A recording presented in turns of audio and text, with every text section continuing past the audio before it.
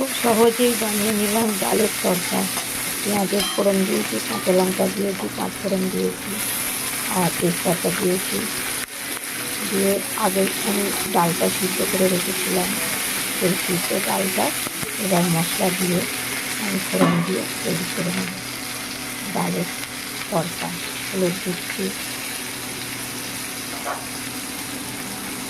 লঙ্কার গুঁড়ো দিলাম একটু, এটা হচ্ছে মিট মশলা দিলাম, জিরে দিলাম, এটা একটু কালার কাশ্মীরি লঙ্কার গুঁড়ো দিলাম, নুন দিলাম, আগে পেঁয়াজ ছিল, ডালগুলো সিদ্ধ ছিল, দিয়ে দিলাম, ফুটে গেলে নামিয়ে নেব। এইভাবে আমি তৈরি করি ডালের তরকা। এটা রুটি দিয়েও খেতেও ভালো, আর ভাতের সঙ্গে গরম ভাতের সঙ্গেও খেতে ভালো। আমি এভাবেই করি, খুব সহজেই বানানো যায়। এটা সিদ্ধ করা হয়ে গেলে মশলা দিলে হয়ে যাবে।